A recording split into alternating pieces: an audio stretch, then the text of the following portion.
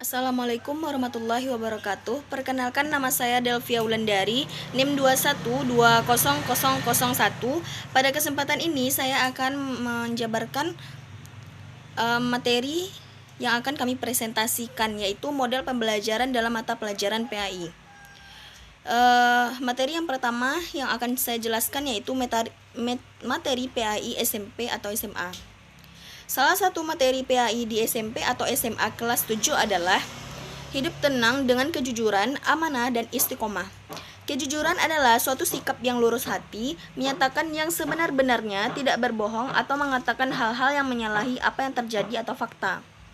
Amanah adalah sesuatu yang dapat dipercaya, menyampaikan hak apa saja kepada pemiliknya, tidak mengambil sesuatu melebihi haknya, dan tidak mengurangi hak orang lain berupa harta, benda, maupun jasa. Istiqomah adalah hal yang berpendirian kuat dan teguh pendirian, senantiasa ada di dalam ketaatan dan di atas jalan yang lurus di dalam menjalankan ibadah kepada Allah Subhanahu wa Ta'ala. Masuk kepada poin yang kedua, yaitu model pembelajaran yang relevan. Model pembelajaran yang cocok digunakan untuk materi PAI kelas 7 pada bab 2, hidup tenang dengan kejujuran, amanah, dan istiqomah adalah model pembelajaran kontekstual. Model pembelajaran kontekstual atau CTL adalah salah satu konsep macam-macam model pembelajaran yang menekankan pada keterkaitan antara materi pembelajaran dengan dunia kehidupan siswa secara nyata. Hingga pada akhirnya, para siswa mampu menghubungkan dan menerapkan kompetensi dalam kehidupan sehari-hari. Kemudian, bisa dikatakan jika CTL merupakan salah satu konsep pembelajaran yang menekankan kepada proses keterlibatan siswa secara penuh agar dapat menemukan materi yang dipelajari, serta mampu menghubungkan dengan situasi di kehidupan nyata. CTL juga merupakan sebuah proses pendidikan yang memiliki tujuan untuk membantu siswa melihat makna maupun arti dalam bahan pelajaran yang mereka pelajari. Tentunya dengan cara menghubungkan dengan konteks kehidupan sehari-hari, yaitu menggunakan konteks lingkungan pribadi, sosial, serta budaya yang dianutnya. Lanjut kepada materi yang ketiga, yaitu langkah-langkah pembelajaran CTL.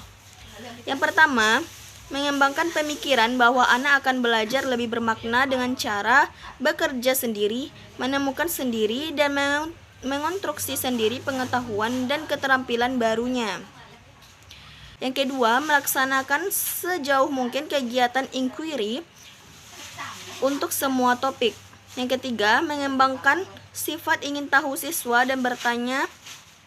Yang keempat, menciptakan masyarakat belajar. Yang kelima, menghadirkan model sebagai contoh belajar. Yang keenam, melakukan refleksi di akhir pertemuan. Yang ketujuh, melakukan penilaian yang sebenarnya dengan berbagai cara. Baik, sekian itu penjabaran materi dari saya. Sekian, terima kasih. Wassalamualaikum warahmatullahi wabarakatuh. Assalamualaikum warahmatullahi wabarakatuh. Nama saya Fitri Koja Pasaridu, NIM 21200014. Baiklah, di sini saya akan melanjutkan presentasi dari pemateri pertama, yaitu alasan digunakannya model pembelajaran CTL. Yang pertama yaitu belajar akan lebih bermakna jika anak mengalami apa yang dipelajari, bukan hanya menghafalkan. Yang kedua, strategi pembelajaran tidak hanya menuntut siswa menghafalkan fakta, konsep, generalisasi, tetapi sebuah strategi yang mendorong siswa untuk mengkonstruksikan pengetahuan di benak mereka sendiri. Kemudian yang ketiga, memperbaiki kebiasaan sehari-hari dalam PBM, yaitu dari siswa dipaksa menerima dan menghafal ke arah strategi pembelajaran yang berpihak dan memberdayakan siswa. Pendekatan konstekstual lahir karena kesadaran bahwa kelas-kelas di Indonesia tidak produktif. Sehari-hari kelas-kelas di sekolah diisi dengan pemaksaan terhadap siswa untuk belajar dengan cara menerima dan menghafal. Harus segera ada pilihan strategi pembelajaran yang lebih berpihak dan memberdayakan siswa.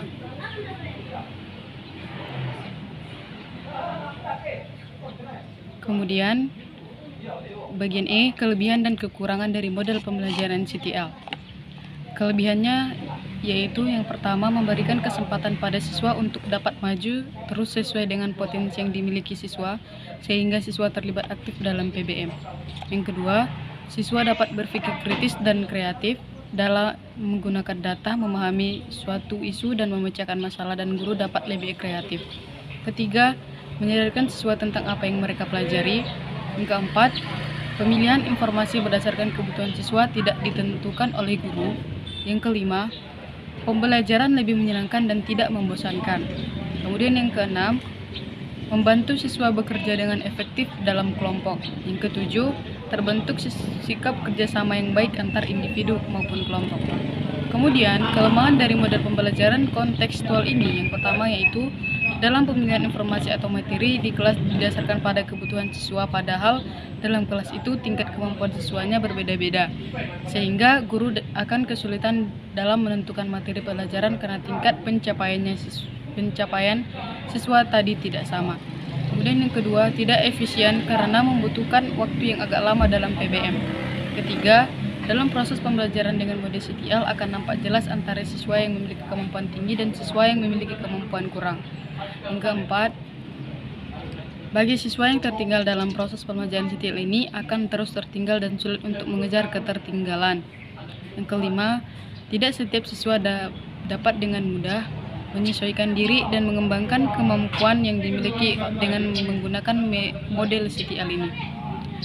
Yang keenam, kemampuan setiap siswa berbeda-beda dan siswa yang memiliki kemampuan intelektual tinggi namun sulit untuk mengapresiasikannya dalam bentuk lisan akan mengalami kesulitan sebab CTL ini lebih mengembangkan keterampilan dan kemampuan soft skill daripada kemampuan intelektualnya. Kemudian yang ketujuh, pengetahuan yang didapat oleh setiap siswa akan berbeda-beda dan tidak merata. Kemudian yang kedelapan, peran guru tidak nampak terlalu penting lagi karena dalam CTL ini peran guru hanya sebagai pengarah dan pembimbing, karena lebih menuntut siswa untuk aktif dan berusaha sendiri mencari informasi, mengamati fakta, dan menemukan pengetahuan-pengetahuan baru di lapangan. Mungkin hanya itu yang dapat saya sampaikan. Sekian, wassalamualaikum warahmatullahi wabarakatuh.